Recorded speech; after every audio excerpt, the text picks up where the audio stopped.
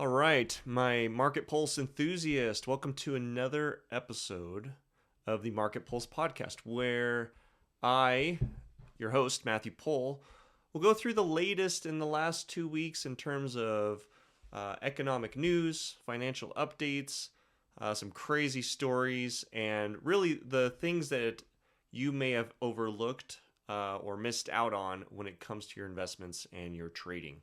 So let's go ahead and jump right in.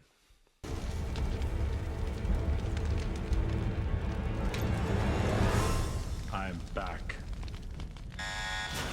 All right, so we're going to start off today with our first segment, which is kind of a long title. I call it That Thing That Took Over the World and Will Eventually Destroy Us All.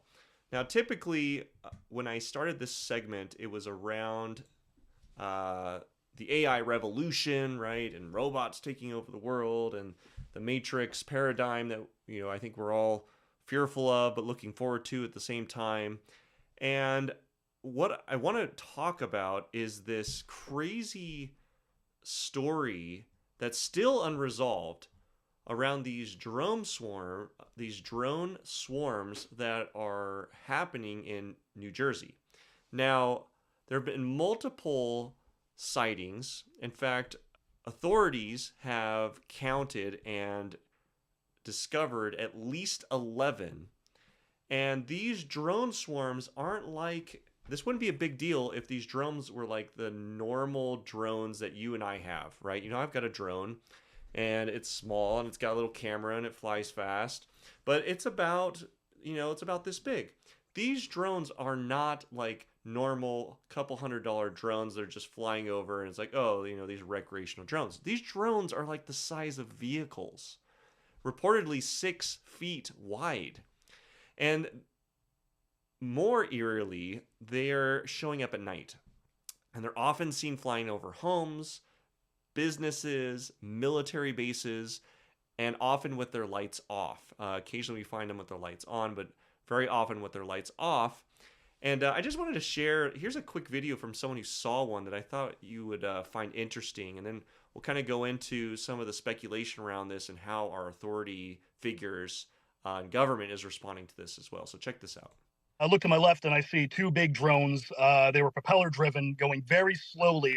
So these are reports, and this is just one of many residents, along with government authorities, who have spotted these drones.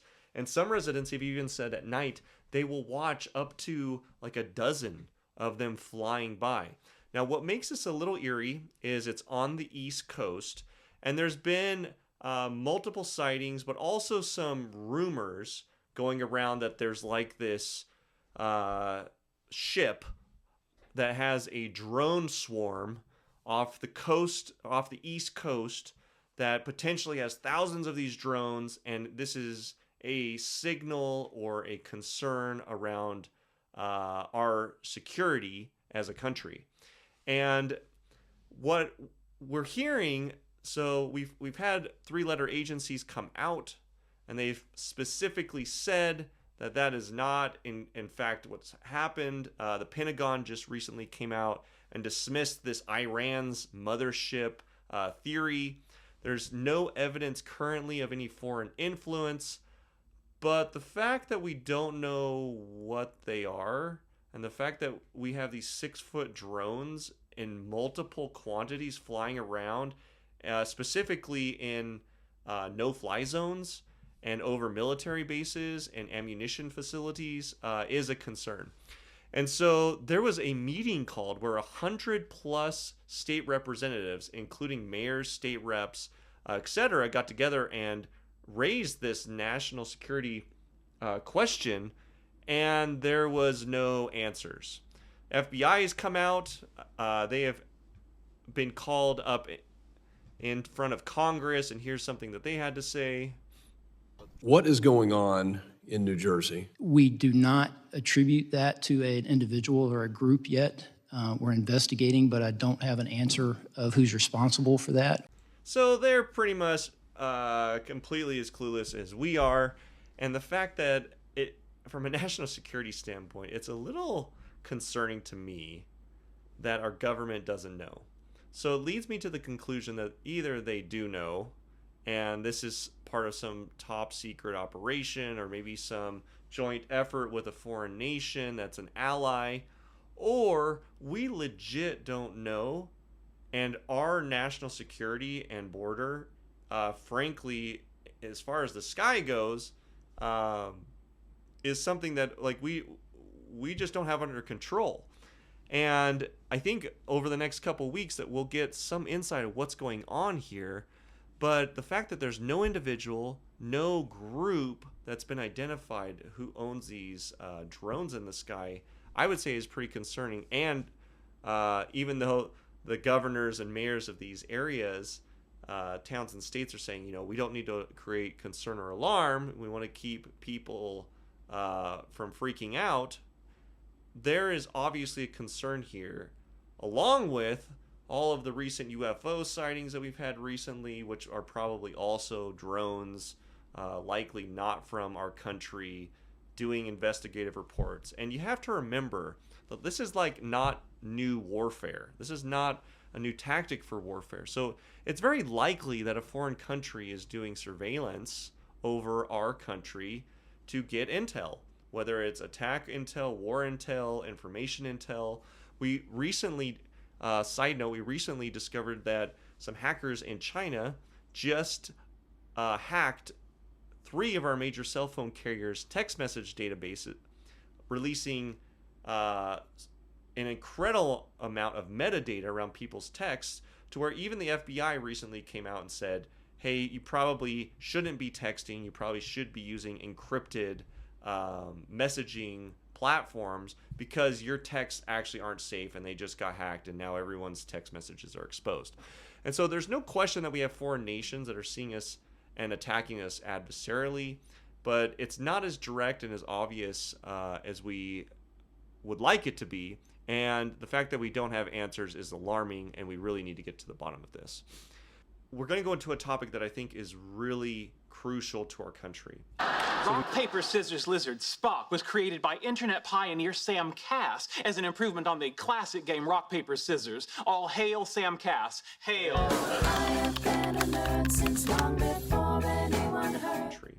So we've just had a presidential election. Trump is our president-elect now. He will be put into office next year, and he is moving really quick, rapidly, to get things going even before he gets into office. In fact, some are even saying that he's acting as standing president as we speak. And we're seeing a lot of action and interaction with him and foreign leaders, where Biden, frankly, should be having those meetings, and he's not, because Trump is basically standing in as president at this point. And one of the topics that I want to bring up is this DOGE department.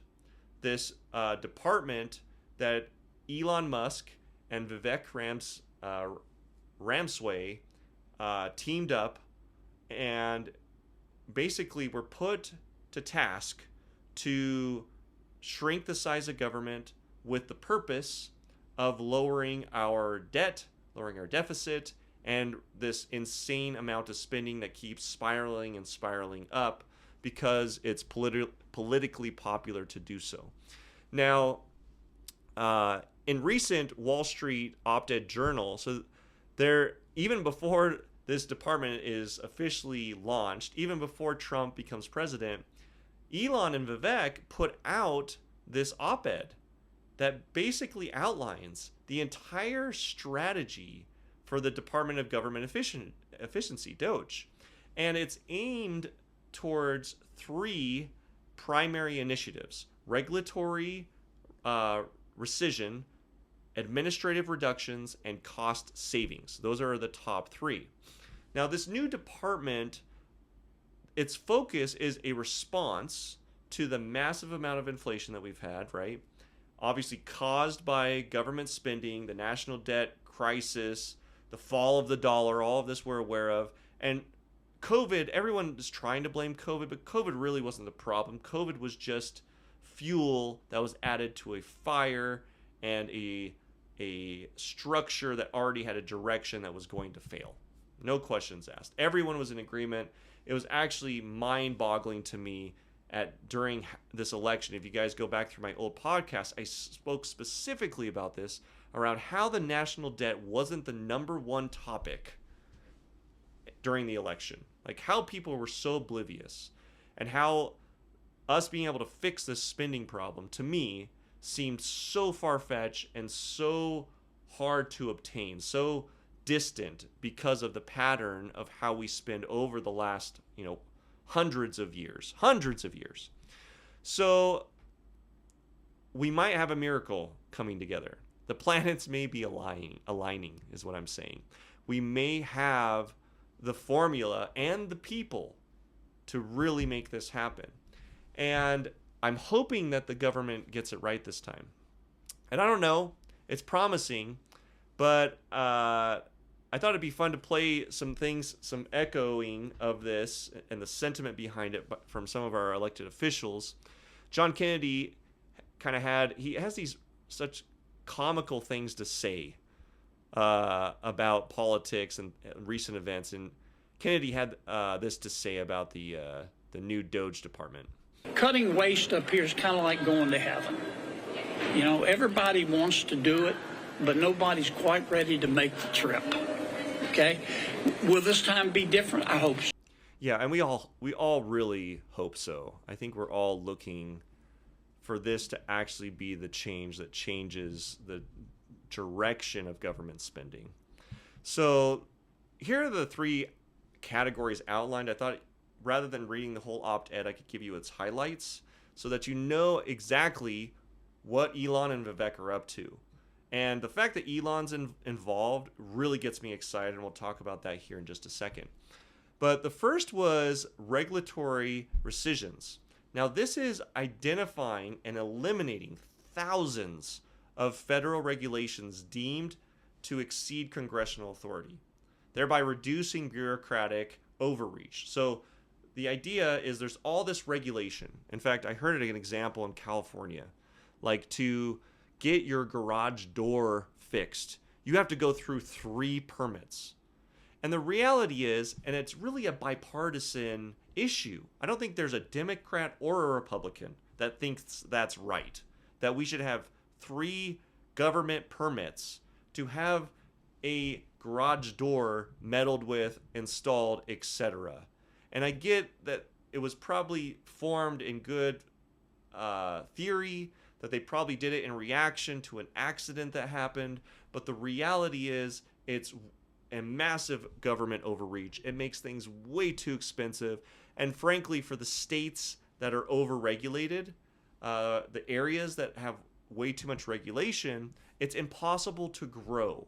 And in order for us to fix this debt problem, part of the opt-ed that Vivek and Elon put together, part of it includes this regulatory rescissions, because in order to get us on the right path, we not only have to cut expenses and spending, we have to cut regulation, because we need GDP to go up so we don't have to tax you or companies more money, meaning we don't have to increase the percentage of taxes.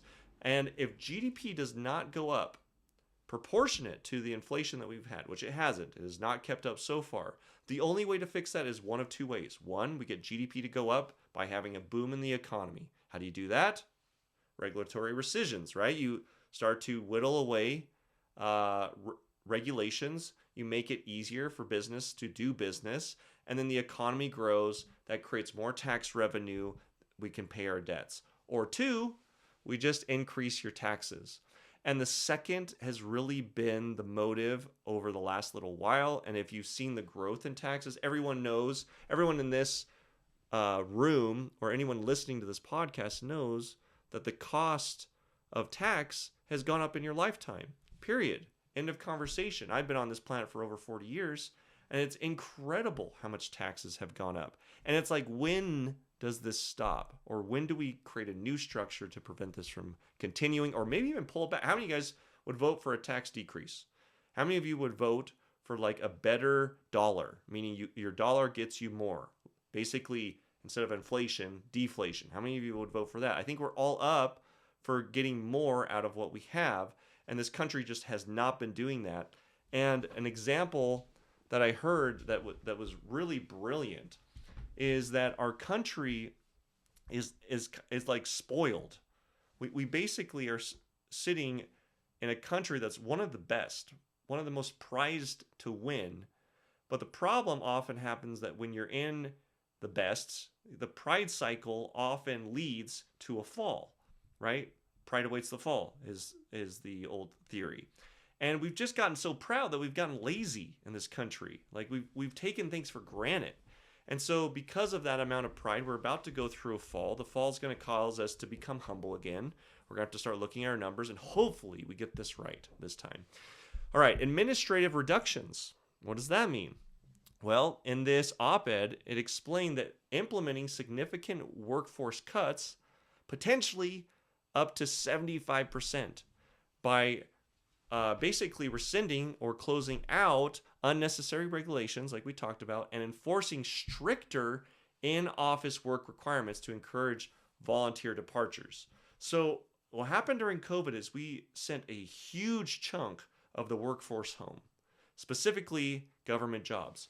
And it would blow your mind to know how many of them have come back. I do some work in the state of Utah. I work with some of our public officials, publicly appointed officials in the state of Utah. I've met with them in our city buildings, and it's a ghost town. It is, even on a state level, and states often run better than federal, but it is mind-boggling to go into those offices and see the amassed empty cubicles and desks that are completely unutilized. It is insane to see the lights turned off. It is insane to see that we are paying for square footage. And when I say we, the taxpayers own this building. The taxpayers are paying this mortgage. The taxpayers are paying for these employees. You and I. And even if you work for the government, you're still paying for your other constituents. You're paying for your co-workers, so to speak. And COVID did this weird thing where like we had all these policies put into place, regulatory things put where you can't fire people anymore. You can't base work off performance anymore. And one of the things that they're going to be doing in this op-ed is performance-based work. You have to prove now that your department is worth keeping around. You no longer, and gone are the days of like failing these departments up. You know, it'd be like giving some Silicon Valley company, you know, down in Silicon Valley that has failed like 20 years ago, more and more money over the last 20 years. It would be like giving AOL billions of dollars in funding and stockholders continuing to prop up their stock when it's like we're not using dial-up anymore and no one uses AOL.com anymore. I mean, granted, it still exists, guys, but you know what I'm talking about. The government does the opposite. It's like they prop up their failing departments. And the ones that aren't performing at all, they keep throwing more money at it, like somehow that's going to fix it. And instead, we are going to require performance. We're going to require answers. We're going to require results. And for any of you that have jobs where you're held accountable, you have performance reviews, you have numbers that actually like keep, you know, the fire going, they keep like the clock ticking that keeps the doors open. The government should operate the same way. And I love that we have members of the public who've actually built companies and have actually done things in this country, who haven't been lifelong politicians, who are now coming into office and have a say in like how things go. Because I can't think of anyone better. I'm not even saying Vivek and Elon are it.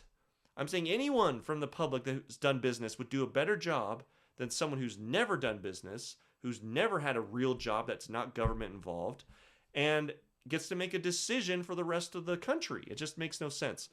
So Joni Ernst, she actually got elected to be on the committee. So she's head of committee for this department. And what she said is beyond what the op-ed said. She has even more lofty goals. So I think having her teamed up with Elon and Vivek is powerful. And I thought you would want to hear this clip really quick just to get a sense of like how aggressive she's planning on being. And guys, if you're in one of those departments or you know someone and you're starting to sweat a little bit about your job, you got this cush at home job, You haven't really had to check in for the last couple years. You put in 10 hours maybe every 3 months. I would be getting really nervous. And frankly, the rest of us are tired of it. So it's like you probably, like they've said and set up in stage 2 of this, the administrative reductions, you might volunteer to leave so that you can actually get ahead of the curve and get a job that's still open before you get fired and have to go on unemployment and all those good jobs are taken. But anyways, here's Joni real quick. If we're not using the space, we need to get rid of it. And federal employees, you need to earn the right to telework. You got to earn the right to telework. So the days of working from home they're going to have to be qualified and earned. Joni said that she actually believes and has a plan to cut $2 trillion in wasteful spending. Now, the cost savings from Vivek and Elon was targeting a quarter of that, $500 billion. Joni believes there's actually $2 trillion in wasteful spending. And this is annual expenditures, guys. And yeah, I'm just really excited about this. Why am I leading with this? Why is the podcast leading with this? Because this affects everything. If we can get the public sector on the right course, if we can make the dollar strong again for this country, if we can get our country booming like it has been before, and really focus on small businesses and really focus on middle-class America, what has just happened may be the best move for families, middle-class America, and small business owners that we've had in probably the last decade. So I'm really excited about this. I'm especially excited that Elon Musk is involved. And I'm hoping that the Musk effect, like what happened in Twitter, happens here. And I don't know if you guys remember that, but Twitter, when Elon acquired Twitter, it had 7,500 employees. 7,500. It now has 1,300. That is a reduction. What is that? A 6-time reduction? It's not like cutting half your employees. He cut like 6x his employees to do the same job. And it just shows that even publicly traded companies kind of have this government mentality of like, we can't fire, we have to play nice, we have all these roles that make no sense. But once you take something private, like Elon, once you own it, man, can you find ways to save money? Man, can you find ways to drive profits? And I imagine we will see the exact same thing. So for the skeptics who are like, I don't think this can happen, I don't know if we're going to be able to get there, these are big promises, political blah, blah, blah. Yeah, I get it. But they're coming from non-political parties. They're coming from people who have a track record of doing this type of thing. They're coming from, well, frankly, our richest U.S. citizen, right? They're coming from Elon Musk. And I believe, you can believe whatever you want, but I believe he has our country's best interest in mind, and he actually is looking out for the small guys.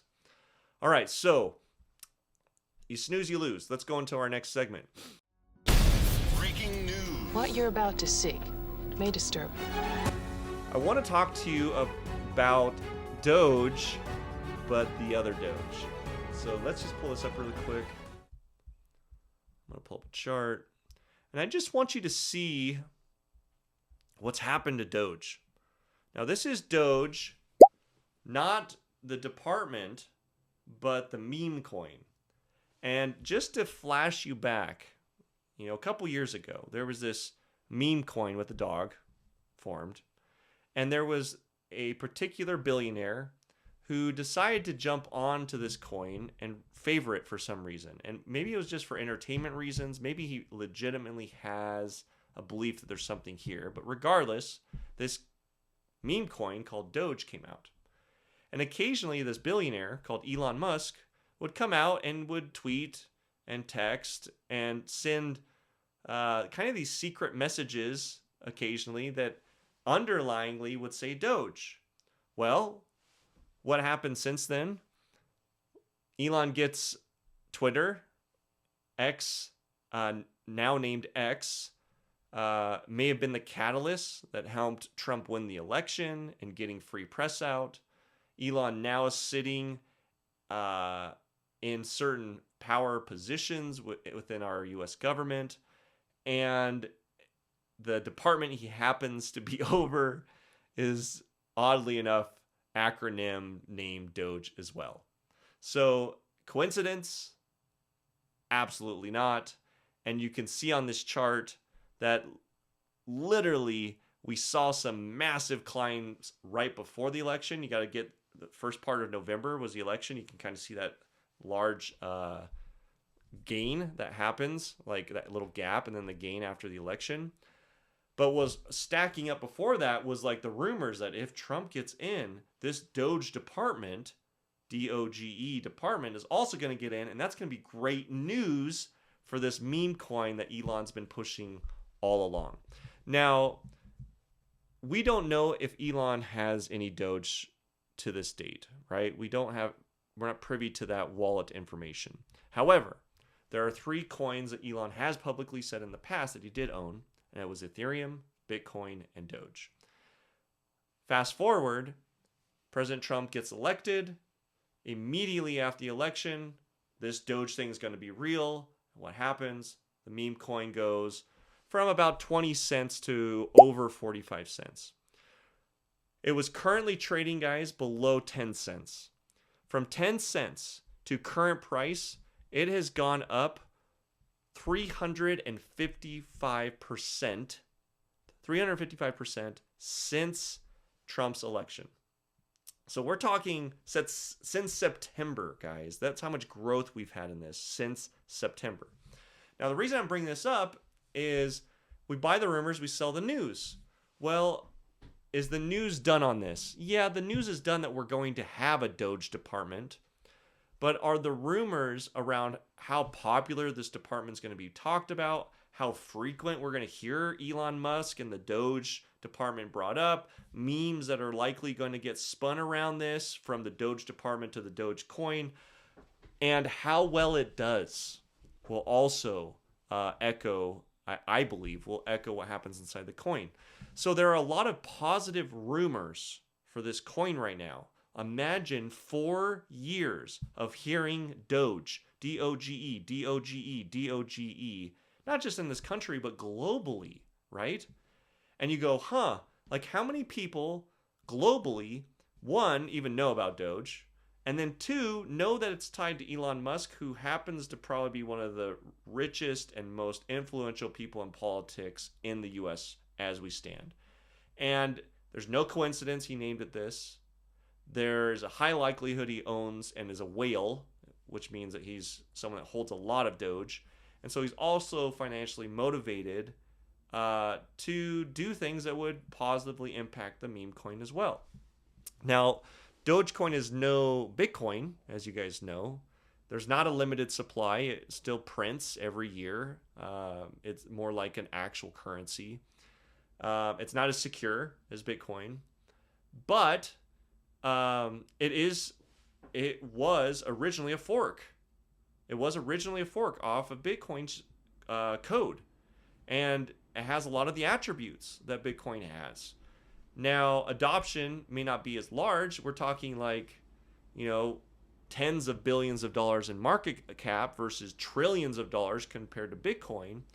But just imagine a future where in 4 years, the Doge department gets talked about over and over and over. I would suspect in the news, we hear an article or video about DOGE every week for 4 years straight. At least every week, among different networks.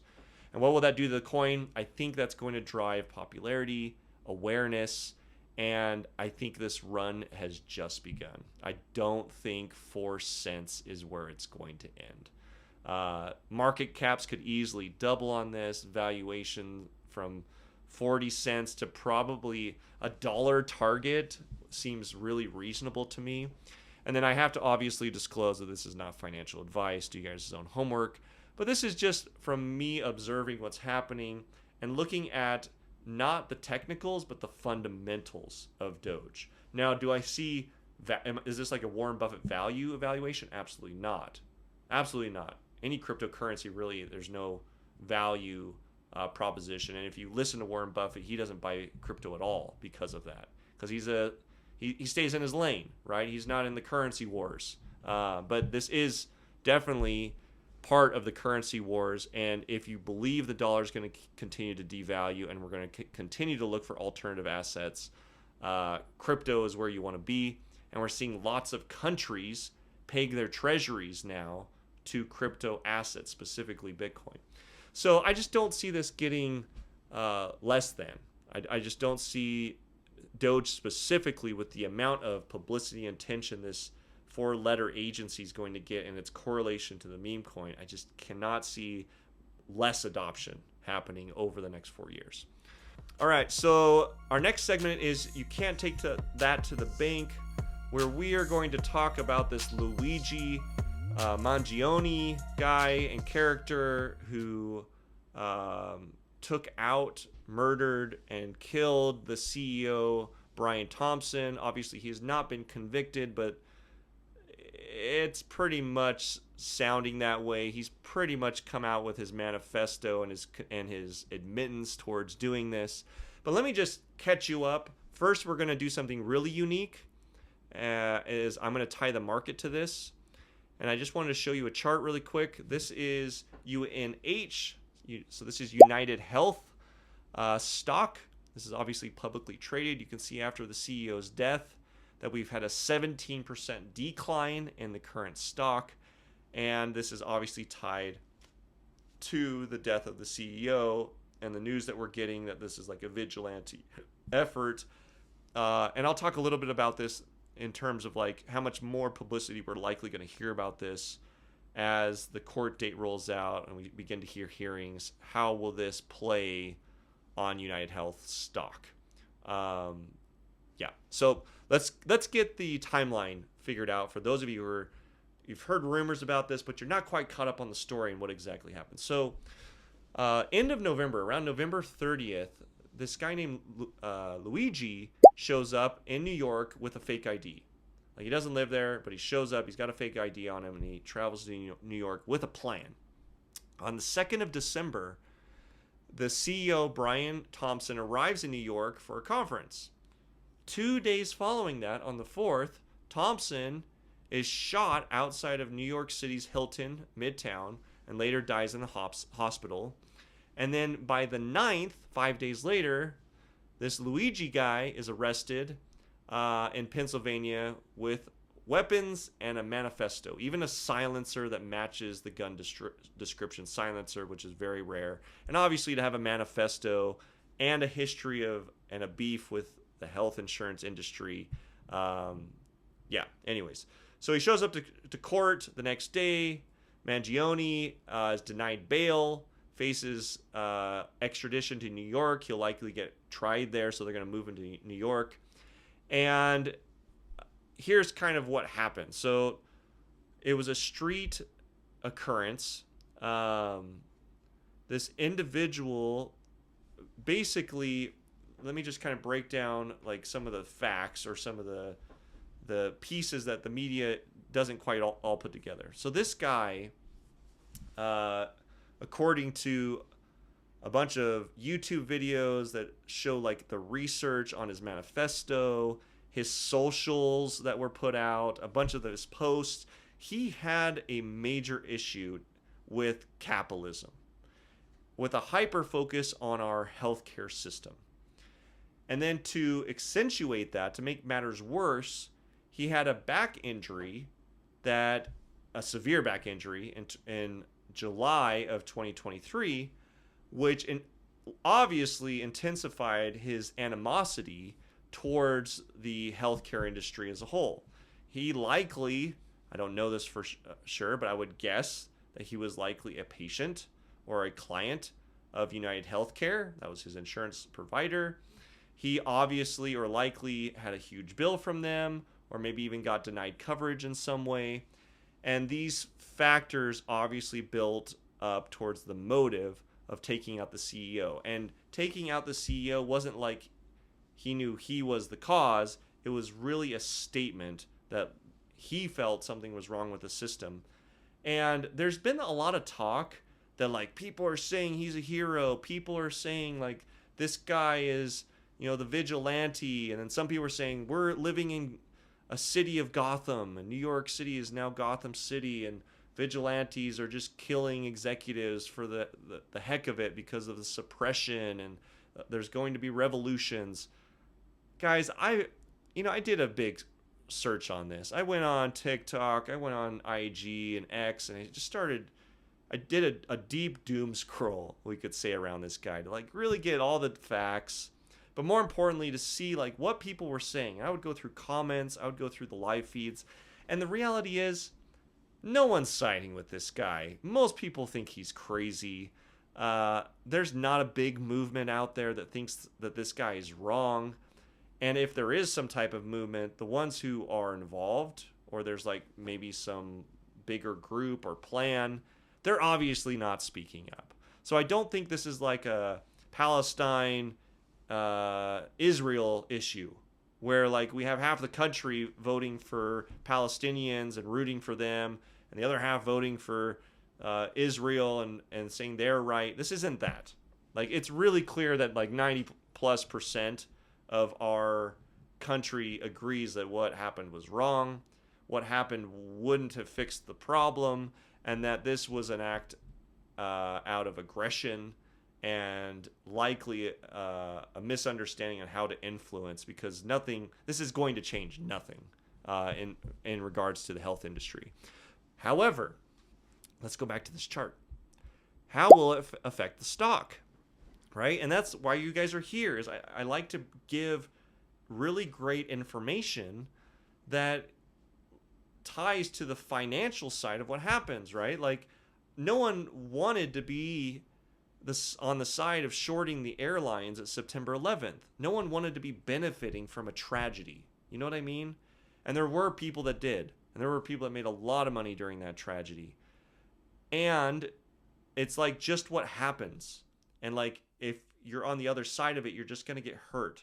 So I'm here to educate you. I'm here to help you navigate these type of things. Obviously, if you owned United Healthcare, and you owned UNH, I would have told you to drop it, right after the death. And frankly, you would have had way less of a decline. But here's the reality.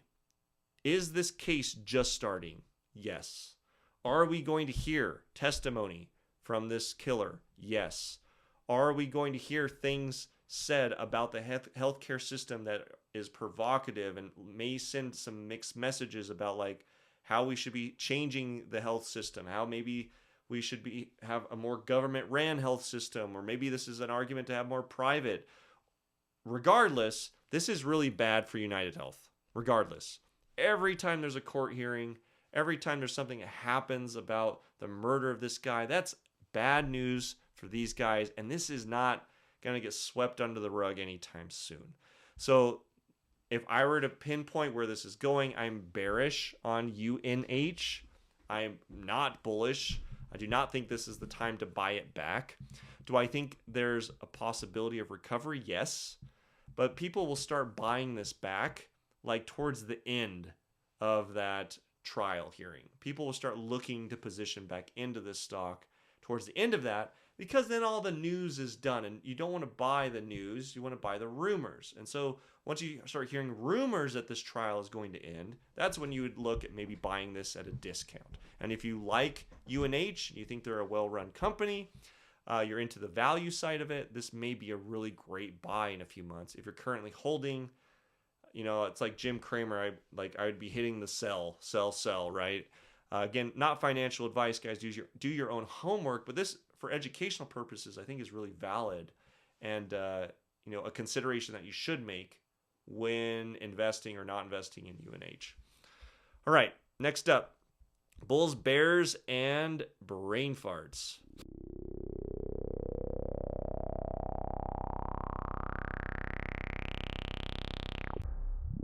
Now, I'm a big Warren Buffett fan.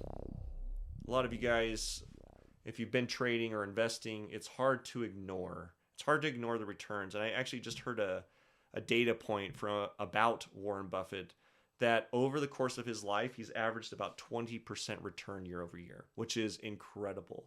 But it also goes to show that you don't have to have a lot of money. You just have to have a lot of commitment, meaning like you just have to be really smart with your investments with a small amount, but constantly chasing the return, right? I think one of Warren Buffett's quotes is like never lose. Like his number one rule, never lose. Second rule, follow rule number one, right? It's like never lose is one of his things. And he's done such a good job of that he's compounded his money from like nothing to, billions and billions of dollars. Now, I want to share this quote that is from Warren, but is thought-provoking and also may cause pause in how you invest and how you trade. He said, "The stock market is filled with individuals who know the price of everything, but the value of nothing." The stock market is filled with individuals who know the price of everything, but the value of nothing. So this is clearly a focus on value over price. Like success in investing lies in assessing the intrinsic worth of an asset, not just its price or recent fluctuations. We call these the hype cycles. This also really points to one of Warren Buffett's principles to avoid market noise, right? Again, hype. We went through a crypto hype cycle. We just are finishing an AI hype cycle, and there will be another one. And there are clearly winners and losers and ways you can get rich inside of those, but it's highly risky, highly speculative, very much against Warren Buffett's belief system when it comes to investing. And he says avoid the noise, and I think this quote really speaks to that. A lot of investors are distracted by short-term trends, short-term gains, speculation. And this can lead to long-term poor decision-making, investments in poor companies that really they didn't know the value of the company. They knew the price, they knew all the technicals, they knew like where it was going, its market cap, is it technically a buy or a sell? But it's like, is there real value? And one of the things I heard Warren Buffett say that plays into this idea is if the market were to close, would you still want to own that stock over the next 10 years? And it's really a great way to look at how you invest. If you're a value investor, you are looking at the value that the company is delivering and your belief on its leadership, its team, and its organization structure to propel it through the next 10 years. Is it providing a product that really has a corner? It's got trenches. It's got tons of runway and tons of potential for growth.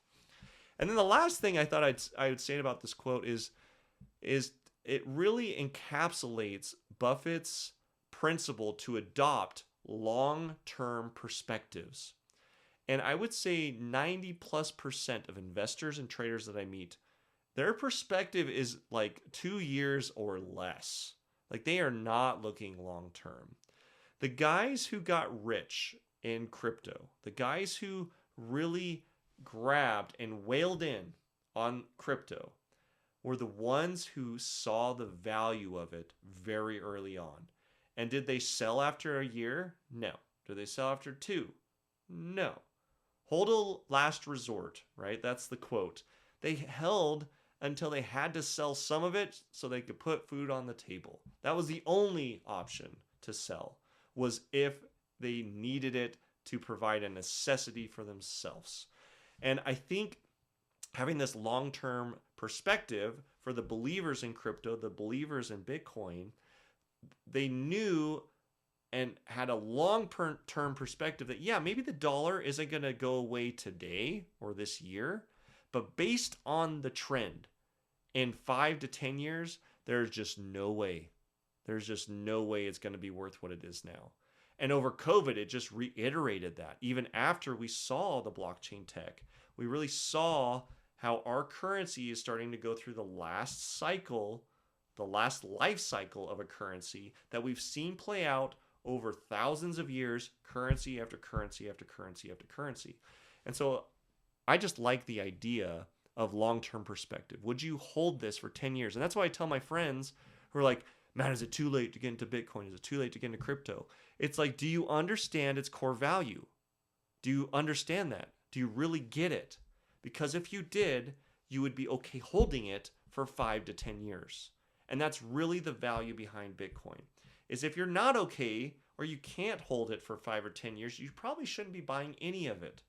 Because you're just speculative trading. You're trying to get rich quick, and it's probably just best that you give your money to someone else and you let them manage it, because they're hopefully they are legally obligated to have your best interest in mind, but hopefully they do, and they're using trends and ideas that the market have proven over time and time again. From my perspective, do it yourself. Do the research before you buy stocks. Know who the owners are. Know the value of the company and the long-term value. No one's buying newspapers. Does it mean there's not any profitability in trading newspapers right now? No, I'm sure there are. There's all kinds of technical trade opportunities, blah, blah, blah. But in terms of investing and doing it with a significant amount of money, I wouldn't be investing in newspapers. I wouldn't be investing in old ideas and old tech. I would be putting my money into something that is going to be the future. And crypto, again, not financial advice, but crypto is definitely one of those places. We're going to see emerging blockchain tech and emerging AI tech, by the way, that there's still opportunity in. But get to know the company, get to know the value of what it's bringing into the future. And as that all starts to settle, you can start to make solid, secure investments, knowing that maybe in 6 months I'm not going to see a positive return, but I'm really in this for the long haul. I'm really in this for the 1 year, 5 year, 10-year play. All right. Well, that wraps up our Market Pulse segment today. Thanks for being on. Obviously, for my help and for my sake, hit that like and subscribe button. Feel free to share this with any colleagues or friends. And stay in my short feeds on my Instagram and TikTok account to get my little sound bites as they're coming out week by week. All right. Thanks so much, you guys. Trade wisely and keep your money safe. We'll see you guys.